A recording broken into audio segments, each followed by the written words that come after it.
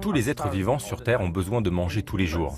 Les hommes ont été habitués à jeûner au cours de leur histoire, parce qu'il leur manquait de nourriture. Pendant longtemps, le jeûne a aussi été associé à des pratiques religieuses.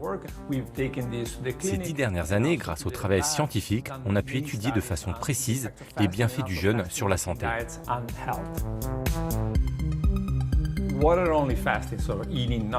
Le jeûne qui consiste à ne boire que de l'eau est extrêmement difficile à suivre.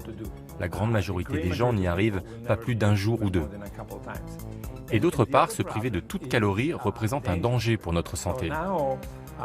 La plupart des gens vont avoir une chute de tension, une baisse importante du taux de sucre dans le sang, ce qui peut entraîner des malaises. Ce type de jeûne ne peut se faire qu'en milieu hospitalier. Ce n'est pas une bonne idée de l'improviser chez soi seul. Il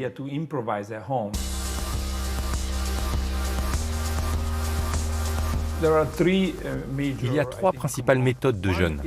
La première est de manger 5 à 6 fois par jour, de petites quantités, sous forme de snack.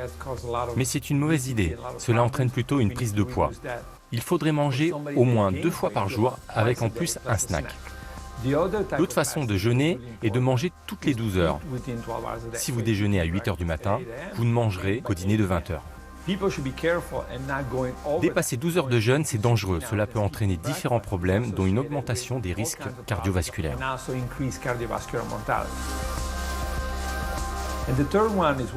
Et la troisième façon de jeûner, c'est ce qui s'appelle le régime de longévité. On l'a testé cliniquement, c'est très efficace. Il s'agit pendant 5 jours de réduire vos apports entre 800 et 1100 calories. Il faut limiter les sucres, les protéines, mais augmenter l'apport en graisse, comme les huiles ou les noix, par exemple. On peut le faire une fois tous les 3 ou 4 mois, et les résultats cliniques ont montré un réel bénéfice santé.